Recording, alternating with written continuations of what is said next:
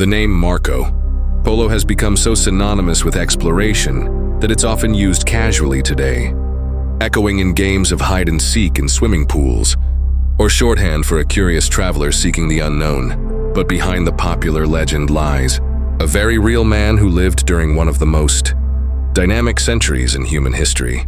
His life intersected with the rise of the mighty Mongol Empire, the expansion of Europe's mercantile class, and the growing curiosity of a continent just beginning to peer beyond its borders.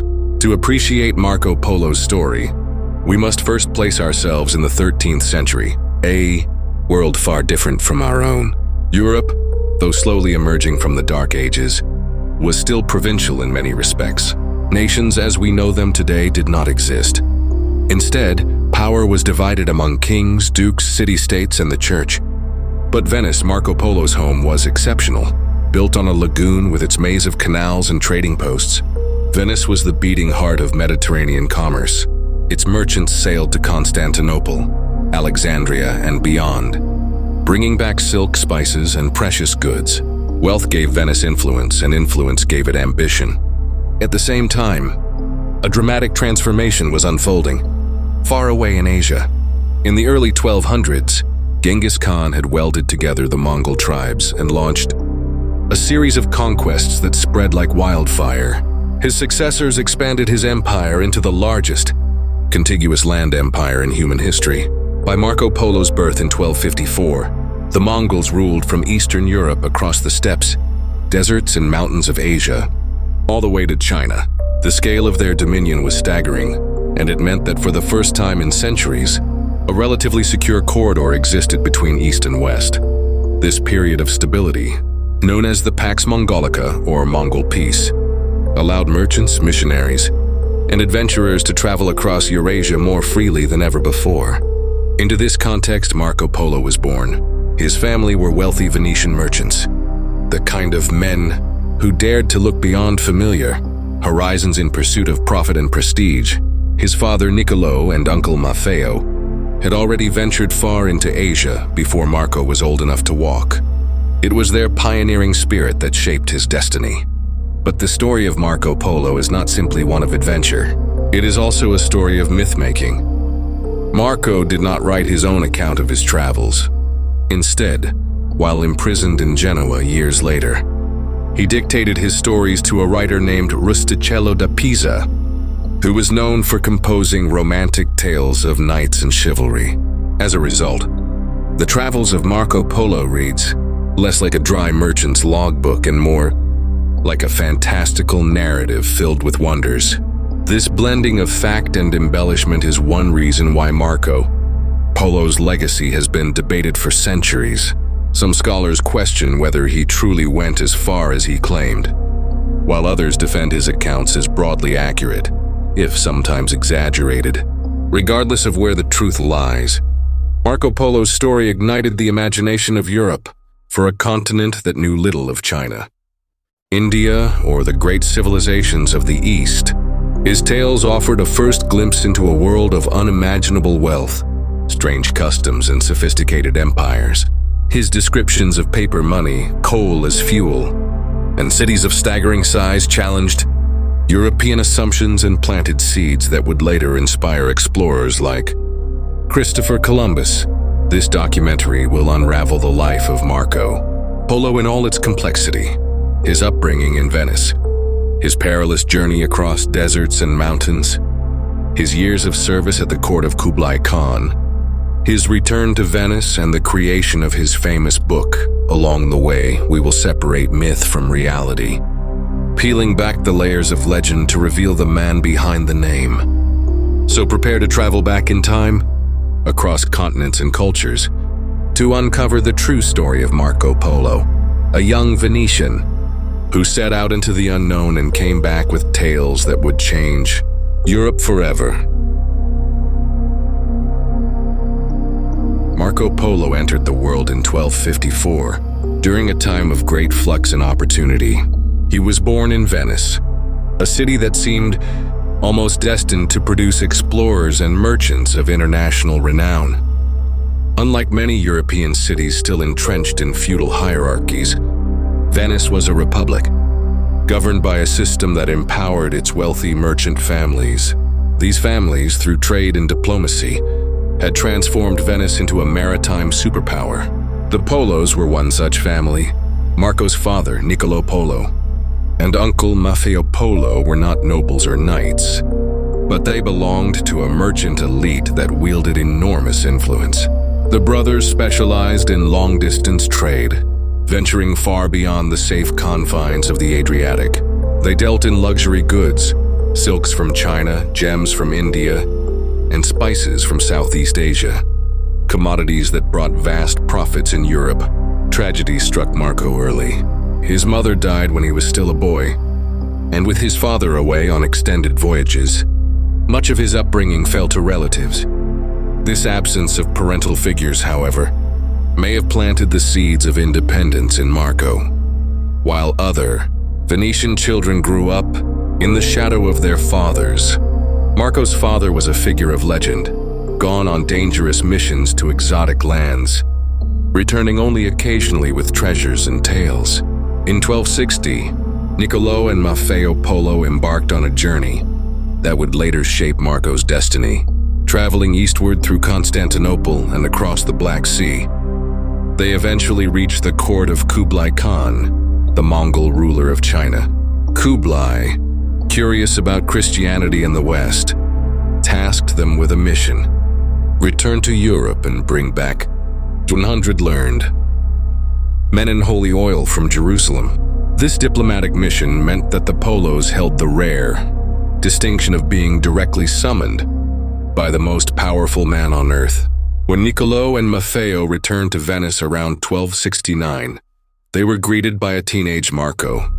He was about 15 years old, on the cusp of adulthood, and he absorbed their stories with fascination. Imagine the effect on a boy raised among Venetian canals to suddenly hear first-hand accounts of Mongol emperors, golden palaces, and lands filled with marvels.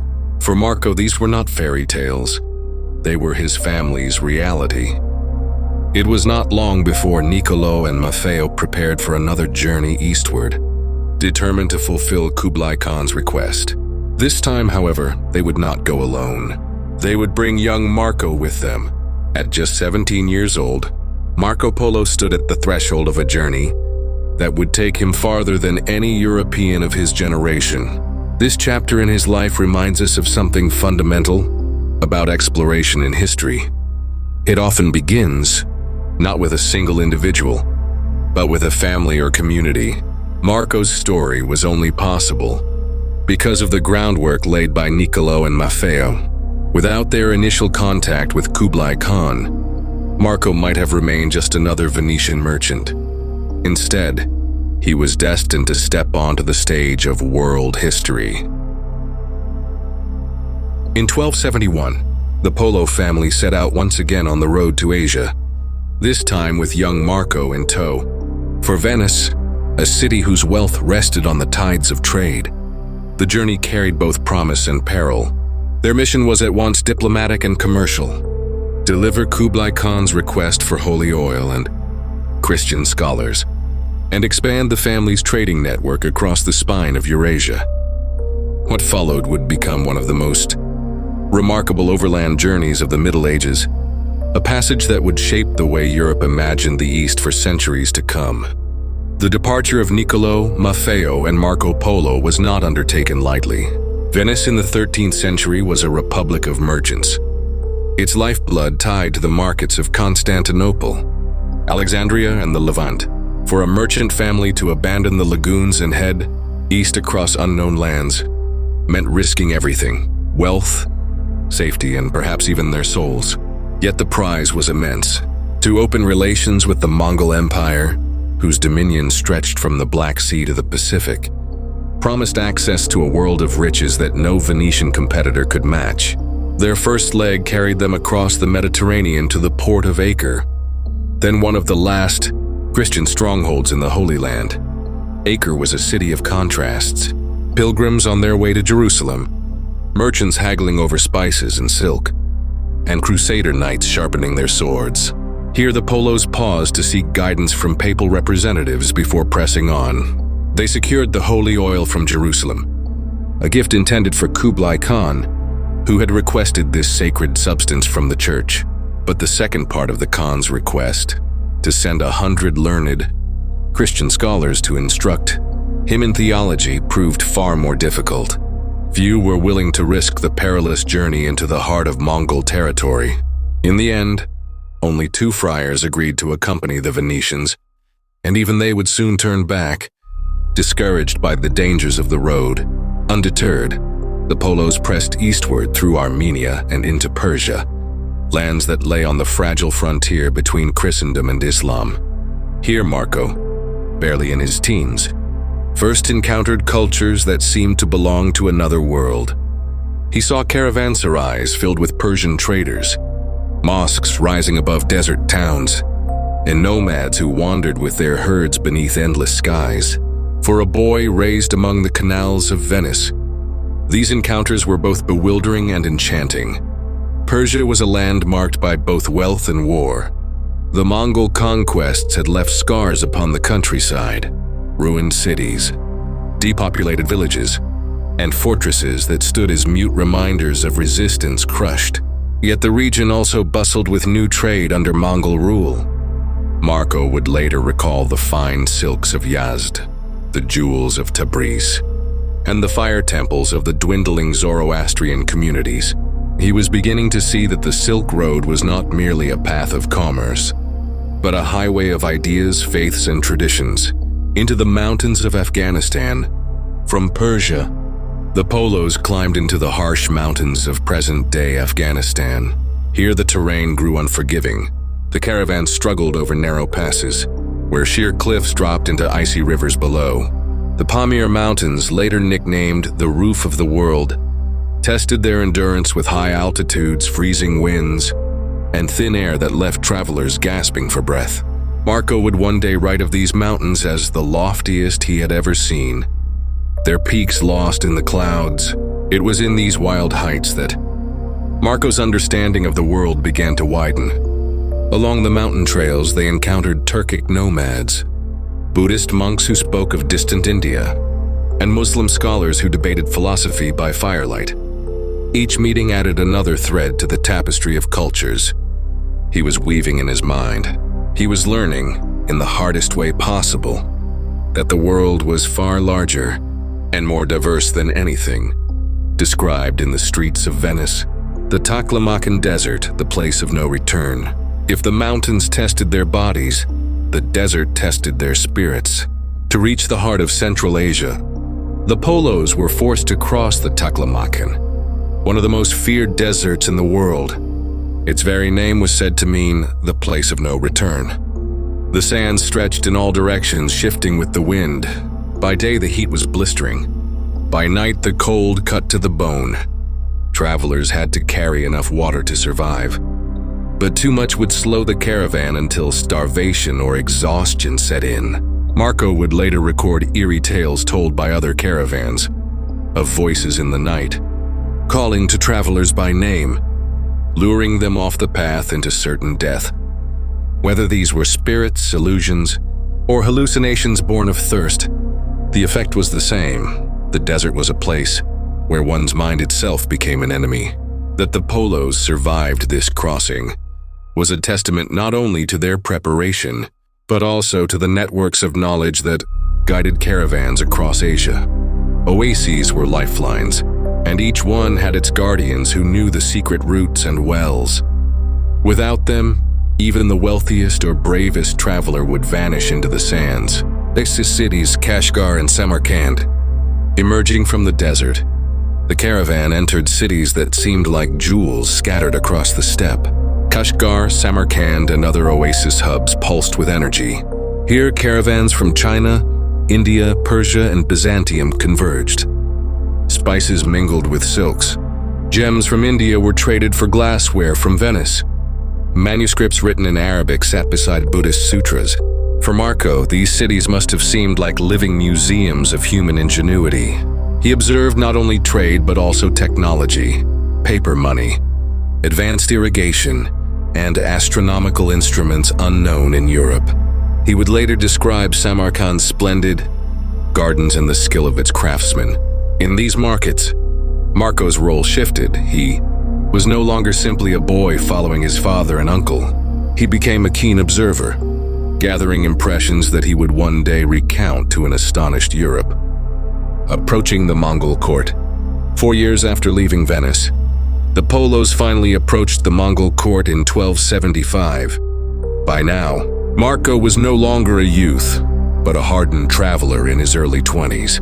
He had crossed deserts, mountains, and lands torn by war. He had learned to navigate cultures vastly different from his own. He had become, in essence, a citizen of the Silk Road.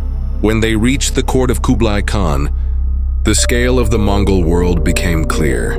Kublai's capital at Khanbalik, modern Beijing, was unlike anything Marco had ever seen. Vast palaces, administrative halls, hunting grounds, and markets that dwarfed those of Europe.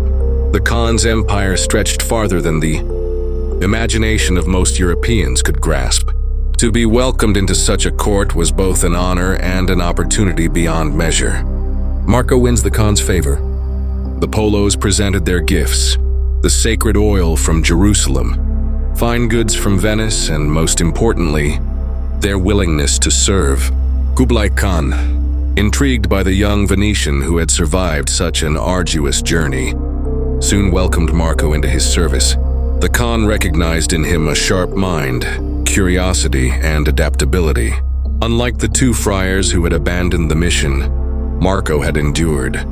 Over the next years, Marco would be sent as an emissary across the Khan's empire to Yunnan, Burma, and even the shores of the Indian Ocean. He recorded with fascination everything he saw: cities larger than any in Europe, the use of coal as fuel, paper money backed by imperial decree, and administrative systems of staggering complexity.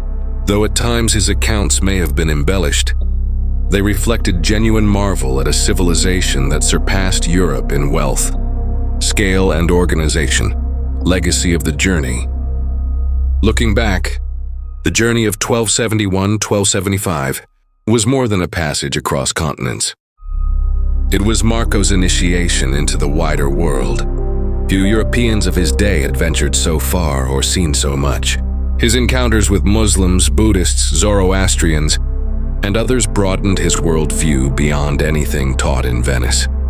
By the time he began to recount his adventures years later, Europe was hungry for tales of distant lands. His descriptions of the Silk Road, the Mongol court, and the wonders of China would inspire generations of travelers and mapmakers. Christopher Columbus himself would carry a copy of Marco Polo's book on his voyage westward, seeking another route to the riches of Asia. But it all began with that departure. In 1271, a family of Venetian merchants, a young man stepping into the unknown, and a journey that would bridge worlds. Marco Polo at the court of Kublai Khan. When Marco Polo arrived at the court of Kublai Khan in 1275, he stepped into a world that seemed beyond imagination. The Mongol ruler had established his capital in what is today Beijing, then known as Khanbalik, or the city of the Khan. It was a place of monumental scale, vastly larger, more sophisticated, and more cosmopolitan than any city in Europe at the time. For Marco, a young Venetian who had grown up amid the narrow canals and stone streets of Venice, this was like stepping into another universe. He was no longer in a city of merchant ships and familiar faces. He was in a capital that represented the pinnacle of Mongol power, a crossroads of the East and West. The Mongol Empire under Kublai Khan. Kublai Khan, grandson of the legendary Genghis Khan, was not an ordinary monarch. By the time Marco Polo arrived, Kublai had completed the conquest of China and established the Yuan dynasty, an empire that stretched from the Pacific Ocean to the borders of Central Asia. What set Kublai apart from his ancestors was his vision for a unified empire that combined Mongol military might with the advanced administrative and cultural systems of China. He sought to blend the nomadic traditions of his people with the sophisticated bureaucracy of the Chinese, creating a unique fusion of governance that would become the hallmark of his reign. Kublai Khan's empire was a patchwork of cultures, languages, and religions. From the nomadic Mongols of the steppes to the sedentary civilizations of China, Central Asia, and Persia, Kublai's realm encompassed a vast array of peoples, each with their own customs and beliefs. At his court, one could find Persians, Arabs, Turks, Chinese, and Europeans, all coexisting within a single, if diverse, imperial framework.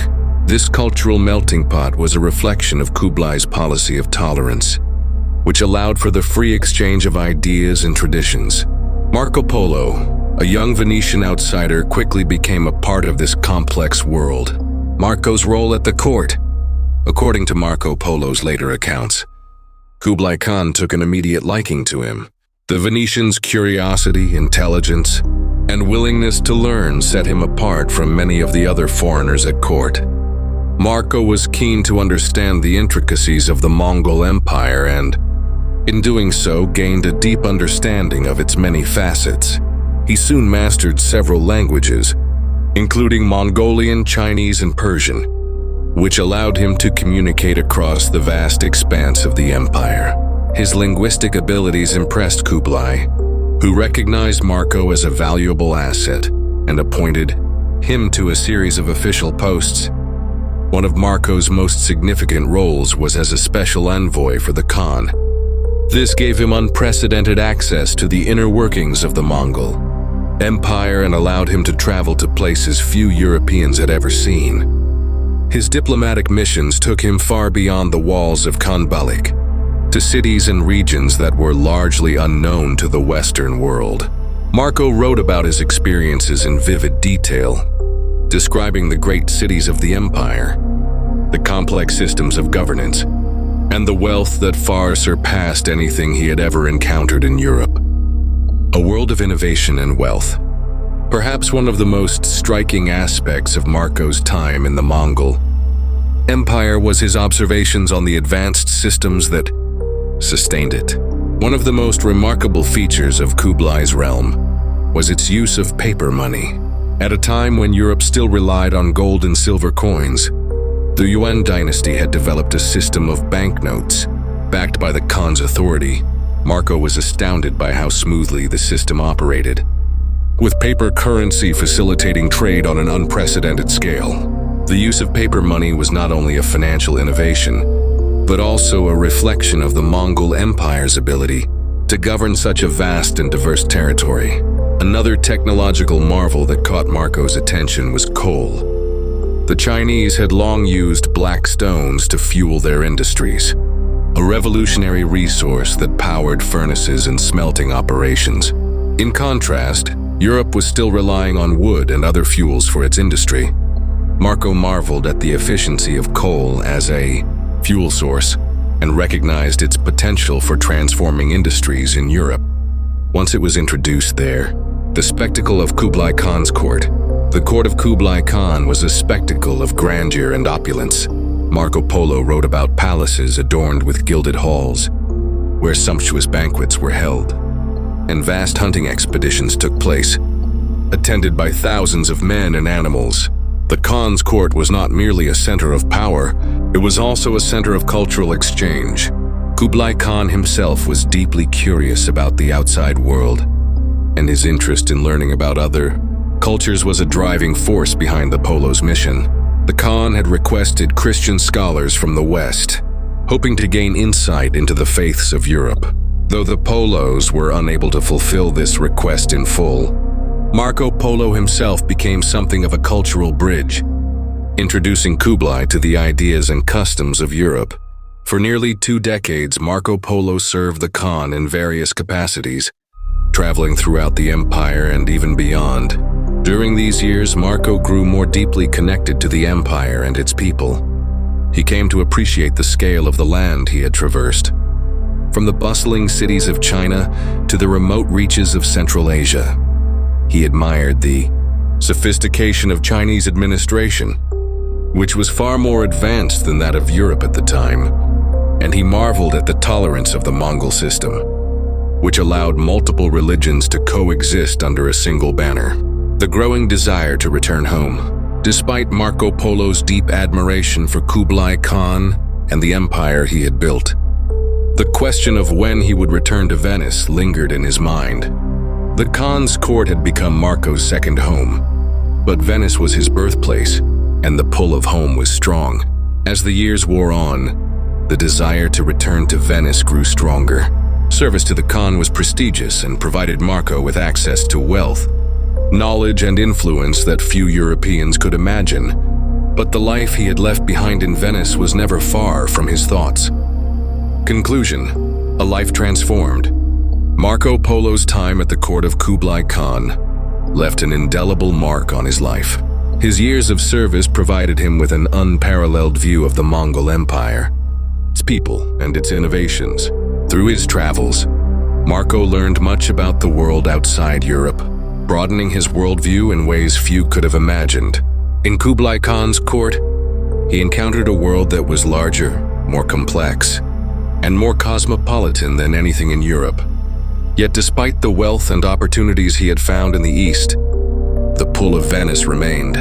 The question of when he would return home and what his place in the world would be remained unanswered for many years. In the end, Marco Polo's experiences at the court of Kublai Khan would shape his legacy. His detailed accounts of the Mongol Empire and his observations on the wonders of the East would inspire future generations of explorers and scholars.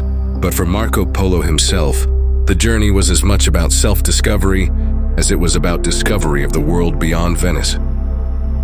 After nearly 17 years in Asia, the Polo family longed for the familiar streets and canals of Venice.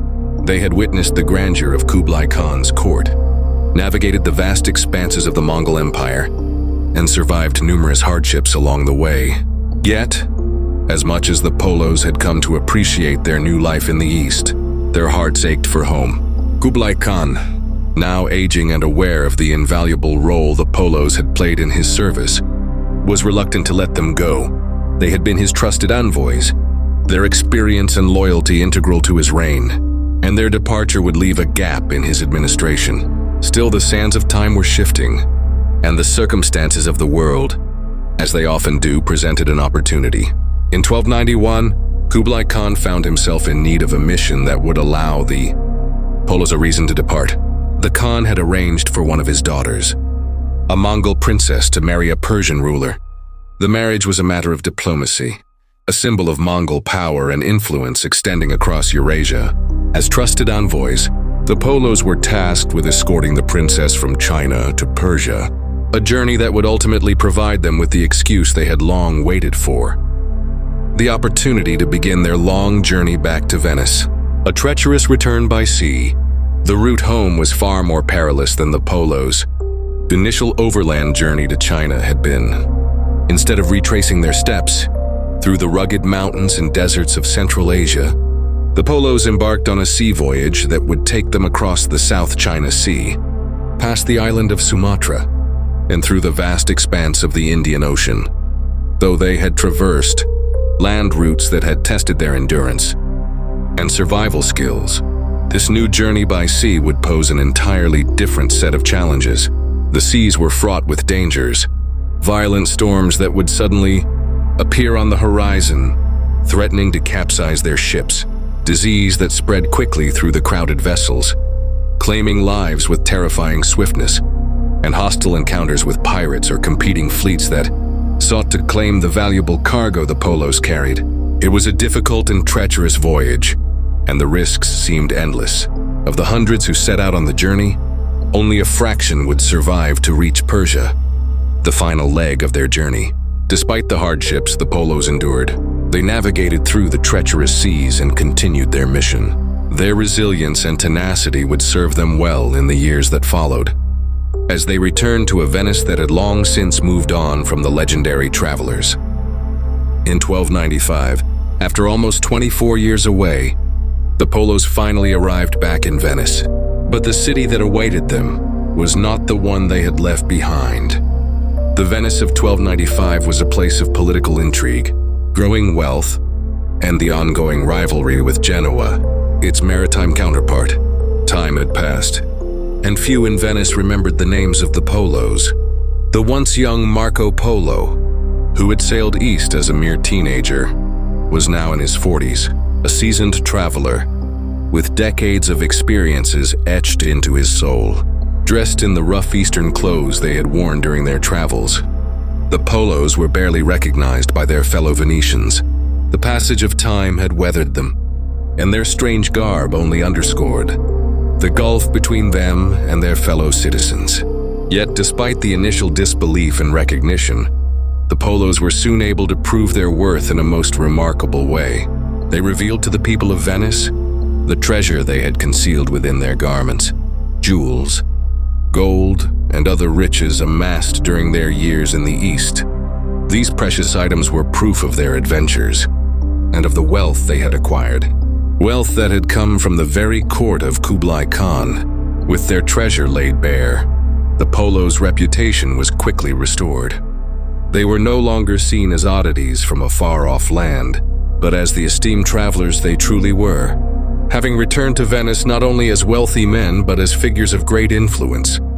The Venetian conflict with Genoa, but Venice, a city of merchants and power struggles, soon saw the return of the Polos as just one chapter in a much larger narrative.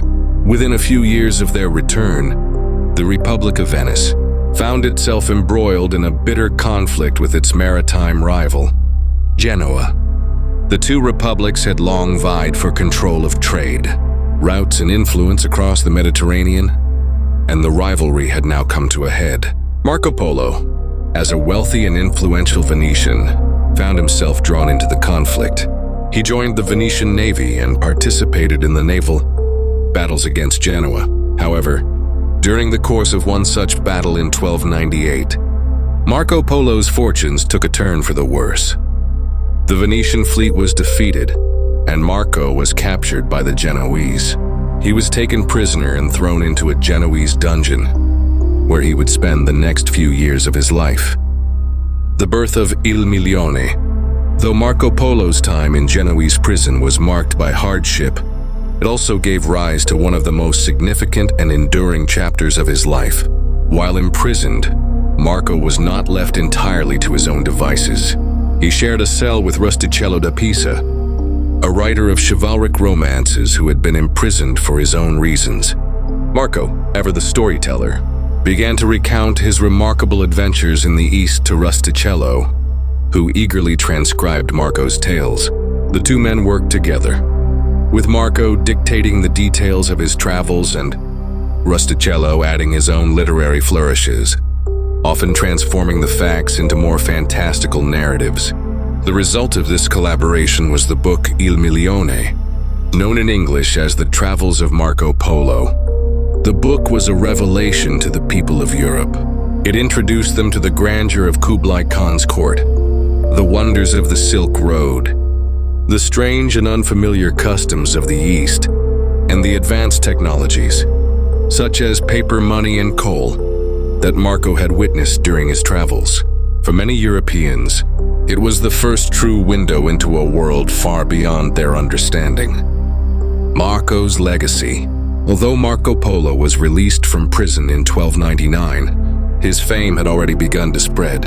Il Milione had made him a legend, and even after his release, he returned to Venice as a respected and wealthy man. He married and lived out his remaining years in relative comfort. But it was his book, his recounting of the adventures in the East, that ensured his place in history.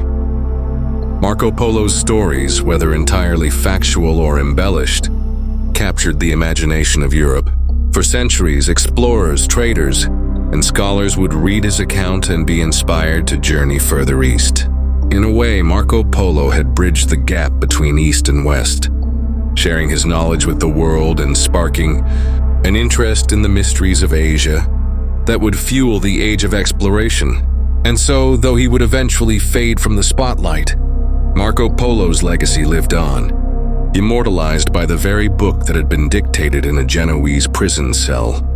His travels ensured that he would never be forgotten. The Travels of Marco Polo is more than a mere travelogue. It was a cultural bombshell that reverberated through Europe and beyond. Written by the Venetian explorer in the late 13th century, Marco Polo's book offered an unprecedented look at the world beyond. Europe, a world filled with immense riches, vast empires, and cultural practices that would challenge the European worldview. At a time when Europe's understanding of Asia was limited, and often based on myths and hearsay, Polo's detailed description served as an eye-opening revelation for those who read his work. Polo's book, dictated to Rustichello da Pisa during his imprisonment in Genoa, told of his travels through the Mongol Empire, where he served in the court of Kublai Khan. It chronicled his experiences in China, India, Burma, Indonesia, and even Japan, places that were little more than legends to most Europeans. For readers, Polo's book opened a window into a world previously unimaginable, offering an in-depth look at not only the geography and people of these distant lands, but also their wealth, culture, and innovations, expanding European horizons. In the Middle Ages, the vast majority of Europeans had little knowledge of the lands east of the Mediterranean. The East was a place of mystery, often mythologized and poorly understood. What Marco Polo's travels did was take the vague and often exaggerated rumors about and transform them into concrete, detailed accounts. He described the sophistication of the Chinese bureaucracy, the lavishness of the Mongol court, and the empire's incredible wealth in both natural resources and human labor. He marveled at the use of paper money in Yuan China, a practice virtually unknown in Europe, and praised the administrative systems that allowed the Mongols to govern such a vast and diverse empire. The book's descriptions of China were particularly impactful. Marco Polo spoke of the grandeur of the Great Khan's capital, Hanbalik, modern-day Beijing, with its palaces, markets, and efficient infrastructure. He described the thriving silk trade and the sophisticated network of relay stations for communication. For Europeans, whose cities were often small and inefficient by comparison, the scale and sophistication of China were mind-boggling. Polo's depiction of the empire contradicted the common medieval European belief that Asia was either a land of desolation or full of barbarous and primitive cultures. Furthermore, Polo didn't limit his account to China alone. His descriptions of Japan, which he called Chipangu, as a land of untold riches, were particularly intriguing. Although Polo never visited Japan himself, his account sparked imaginations across Europe, contributing to the myth of Japan as a kingdom of unimaginable wealth, laden with gold and treasures. Polo also described distant lands like India, Burma, and Indonesia, portraying them as lands of exotic customs, dazzling spices, and vast kingdoms.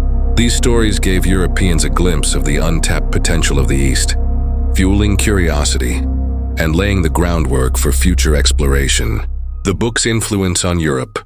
For Europeans, the travels of Marco Polo was not just entertainment, it was education. Polo's detailed accounts were circulated widely in Europe, initially by hand copying and later through the press after the invention of the printing press in the 15th century. The book became a reference point for merchants, scholars, and even explorers. It provided a roadmap of the East, describing not just the geography and culture, but also valuable economic opportunities in the regions Polo had visited.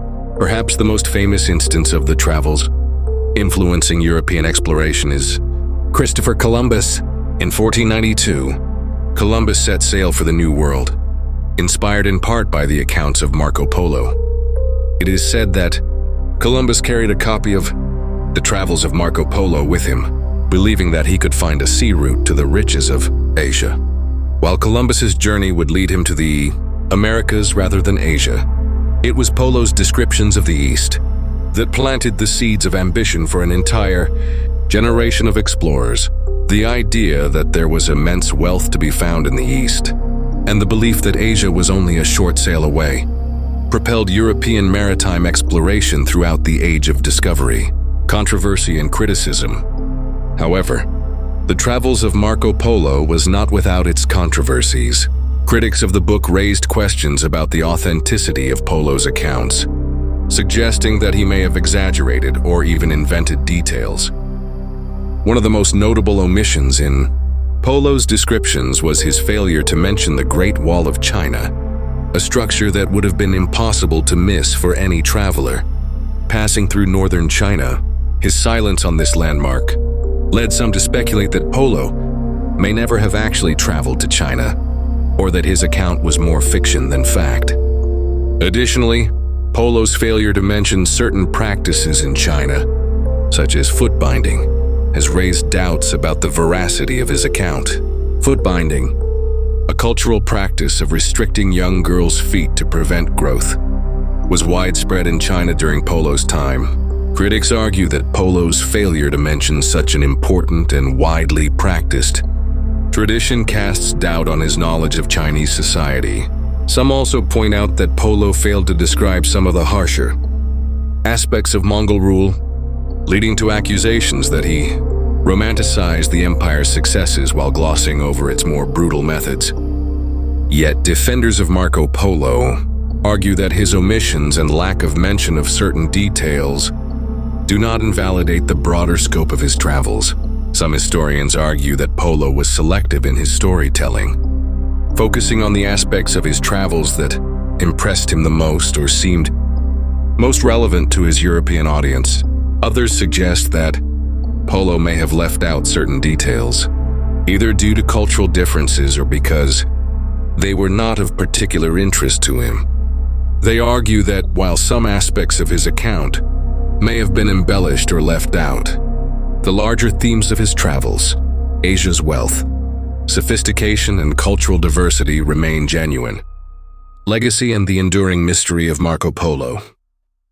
Regardless of the debates over the accuracy of his accounts, the impact of the travels of Marco Polo is undeniable. The book ignited a passion for exploration, expanded European knowledge of the world, and helped lay the foundation for the Age of Discovery. Marco Polo became in many ways shorthand for adventure and curiosity.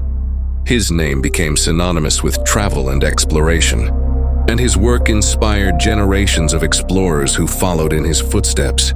When Marco Polo died in 1324, at around the age of 70, he had lived a long and remarkable life, one that had spanned continents and cultures. On his deathbed, he is said to have famously declared, "I have not told half of what I saw." Whether this was a humble admission of the limits of his storytelling or an acknowledgement of his tendency to embellish, the phrase encapsulates the enduring mystery of Marco Polo. Was he the greatest traveler of his age, or simply the greatest storyteller? Perhaps he was both. What is certain is that the travels of Marco Polo left an indelible mark on history. Through his journeys, his service at the Mongol court, and his famous book, Polo bridged the gap between East and West at a time when few others dared. His legacy continues to shape our imaginations, inspiring adventurers, explorers, and historians to this day. For centuries, the name Marco Polo has evoked a sense of awe and wonder, conjuring images of distant lands, exotic customs, and the grandeur of the Mongol Empire. His famed travelogue, The Travels of Marco Polo, became one of the most influential texts in medieval Europe, offering one of the earliest detailed Western glimpses into the riches and cultures of Asia. To many generations, his accounts were taken as fact, sometimes astonishing, often bordering on the unbelievable, but factual nonetheless. He was celebrated not just as a traveler, but as a bridge between East and West. Yet in more recent years, scholars have cast a critical eye on Marco Polo's claims. As modern historical methods began to take root, researchers started scrutinizing his writings for consistency, accuracy, and verifiability. This renewed interest led to an important and controversial question. Could a Venetian teenager in the 13th century, along with his father and uncle, truly have journeyed all the way to China, served the great Khan of the Mongol Empire, and returned with such detailed observations? Or was Marco Polo, as some critics now suggest, more of a literary figure than A factual witness, a masterful storyteller, who perhaps borrowed freely from the accounts of others? One major source of skepticism lies in what Marco Polo does not mention in his book. His omission of the Great Wall of China is perhaps the most often cited example. While the Great Wall, we recognize today, made of stone and brick, was built largely during the Ming Dynasty, earlier versions of the wall existed in some form during Polo's time. These earlier constructions were not as monumental, but they were significant enough that some historians find it hard to believe a traveler in China for nearly 2 decades wouldn't have noticed or mentioned them. Likewise, Polo never refers to foot binding, a painful and socially significant practice affecting elite Chinese women during the Song and Yuan dynasties, although it was not universal and may not have been widespread in Mongol-ruled northern China, where Polo reportedly spent most of his time. Its absence from his narrative is puzzling. For someone claiming intimate knowledge of Chinese customs, such a striking omission has led some to question the authenticity of his experience. Critics also point to stylistic and thematic clues that suggest Polo might have compiled his stories from the accounts of others.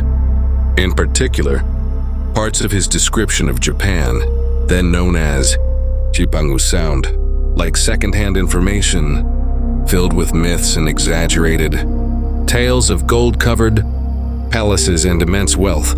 These elements align closely with the kind of hearsay passed around among traders, especially Persian and Arab merchants, whose knowledge of Asia was both extensive and widely circulated by the 13th century. Some scholars believe that Polo may never have traveled beyond Persia, gathering tales from others and weaving them into a compelling narrative. Another point of contention is the lack of Chinese or Mongol records confirming Marco Polo's presence. The Mongol Empire had a sophisticated and highly organized bureaucracy known for meticulous documentation of visitors and envoys. Yet no known Chinese or Mongolian source mentions Marco Polo by name or description. To some, this absence in the official record casts serious doubt on his story. Would the Mongols really have overlooked a European who supposedly became an important emissary of Kublai Khan, spending years in service across the empire? Despite these doubts, many scholars and historians defend the core authenticity of Marco Polo's account. They argue that absence of evidence is not evidence of absence. The Mongol Empire, for all its organizational prowess, still had vast territories and a diverse administrative structure. Foreigners, particularly those not of noble rank, could have served in official capacities without leaving a detailed record. Marco Polo may have been just one of many low-profile foreigners in Kublai Khan's court. Supporters also point to specific and accurate details in his book that would have been extremely difficult to fabricate. Marco Polo described the use of gas paper money, a completely alien concept in Europe at the time. He also explained how the Chinese postal system functioned, with relay stations and mounted couriers, capable of carrying messages rapidly across vast distances, another system foreign to most Europeans. Furthermore, he noted that the Chinese burned coal as fuel, something that would have seemed unusual to a European accustomed to wood-based fires. These innovations were not widely known in Europe until after Polo's time, suggesting that his knowledge had to come from first-hand observation or a highly reliable source. Additionally, Marco Polo's descriptions of Chinese cities such as Hangzhou align well with what we now know from Chinese historical records. He accurately noted the city's large population, the presence of intricate canal systems, and the economic prosperity of the region. These are not the kinds of details easily invented. The consistency and precision in his depictions of geography, trade routes, social customs, and natural resources give credence to the idea that Polo, or at least someone close to him, had direct experience in China. A key consideration is how Polo's book was written. He did not pen it himself, but dictated it while imprisoned in Genoa, likely in 1298, to a fellow inmate named Rustichello da Pisa.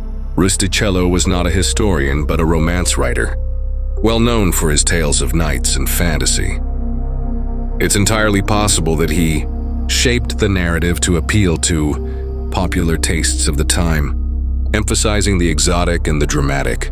This process may have introduced embellishments or omissions that were never part of Marco's original account. The manuscript's tone and structure, therefore, may owe as much to Rustichello's pen as to Polo's memory. Ultimately, the question of whether Marco Polo truly went to China may never be answered definitively. The evidence is mixed, and the passage of time has obscured many of the details. Still, the debate itself is revealing. It highlights the complex nature of historical truth, the influence of storytelling, and the difficulties of interpreting sources from distant times and cultures. Regardless of the outcome, one fact remains indisputable.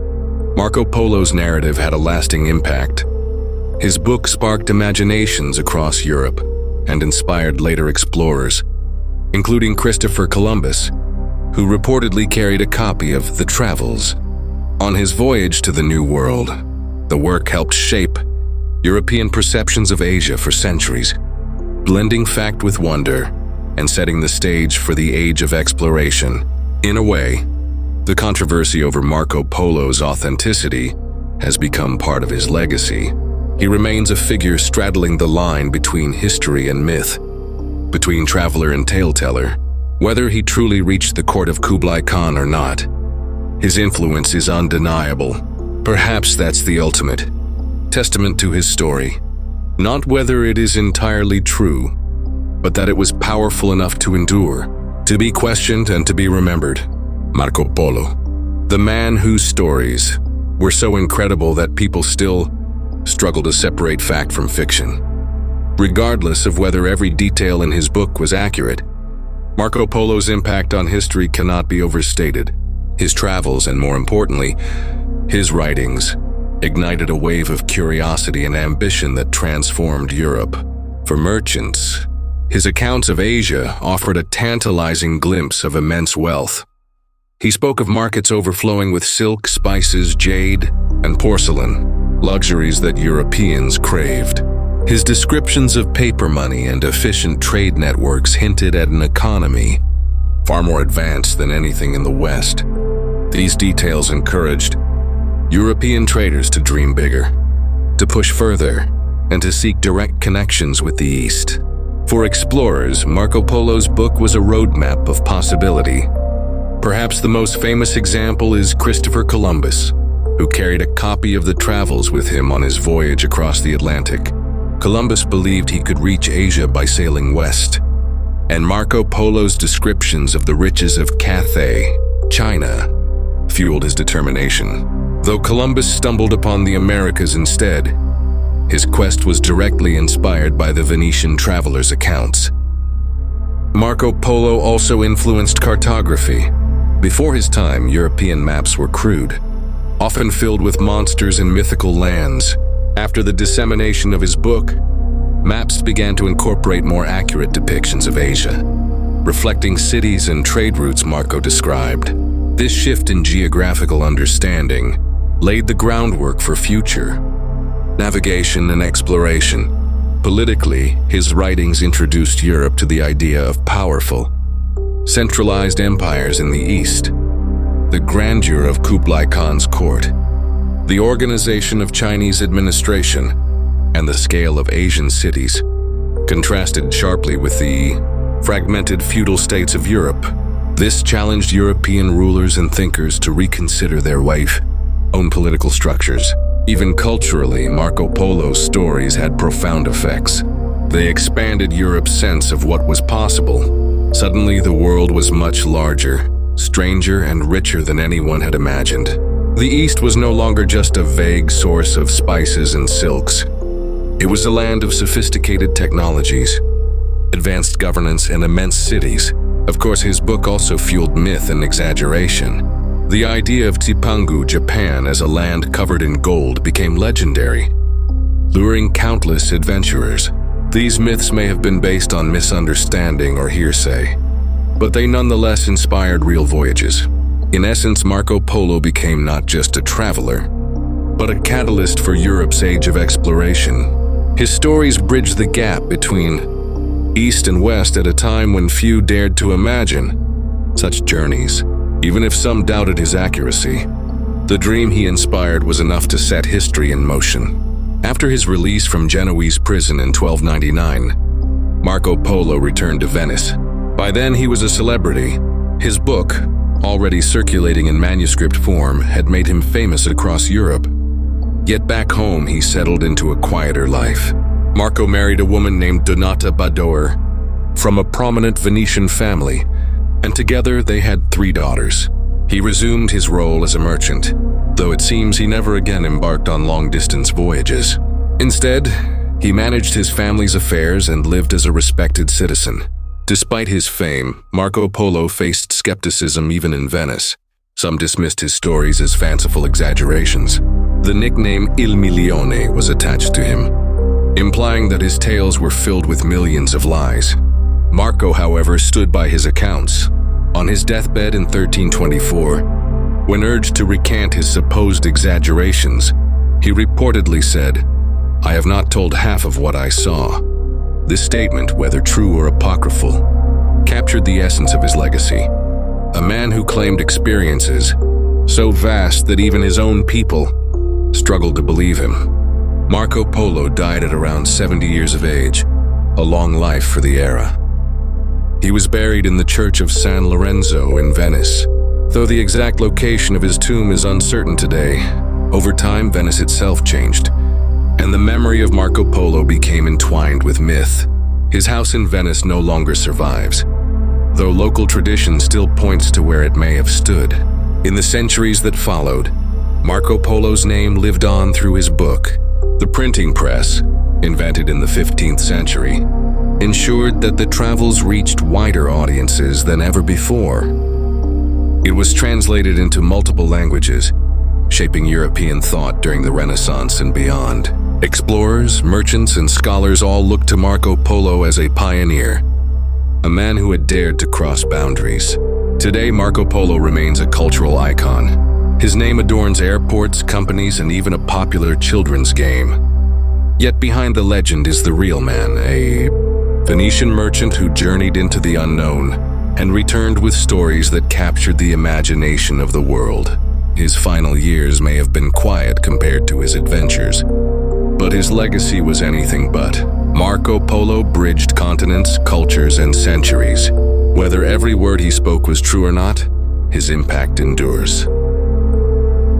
As our journey through the life of Marco Polo comes to an end, it's worth pausing to reflect on what his story really represents. Was he a daring traveler who crossed continents and returned with invaluable knowledge of the East? Or was he, as some critics argue, a storyteller who wove together fragments of hearsay into an epic tale? The truth likely lies somewhere in between, and it is in that tension between fact and legend that Marco Polo's legacy truly lives. When we think about Marco Polo today, we're not just considering a Venetian merchant. We are contemplating a symbol of exploration itself. His travels became the embodiment of curiosity, of human determination to go beyond what is known, to challenge borders both physical and intellectual. Even the doubts surrounding him have a role to play, reminding us that history is rarely straightforward, that stories handed down across centuries blur the lines between memory, imagination, and reality. One of the most powerful aspects of Marco Polo's tale is its ability to connect worlds. Europe in the late 13th century was, in many ways, provincial compared to the vast empires of Asia. Cities like Venice thrived on trade, but the broader European imagination was limited. Marco's descriptions of Kublai Khan's court, of sprawling metropolises like Hangzhou, of paper currency and advanced infrastructure, these expanded Europe's vision of what lay beyond its borders. Whether or not he truly saw every detail with his own eyes, his book gave Europeans a mental map of Asia that was at once awe-inspiring and motivating. This influence cannot be understated. It was Marco Polo's travels that would later inspire men like Christopher Columbus to set out into the unknown. Even when misinterpreted or exaggerated, Marco's stories fueled centuries of exploration. They became a spark for the Age of Discovery, a time when Europe sought to reach Asia directly, not through the hands of intermediaries. His descriptions of wealth of Cathay and Cipangu lingered in the European imagination, driving men to cross oceans and chart new paths.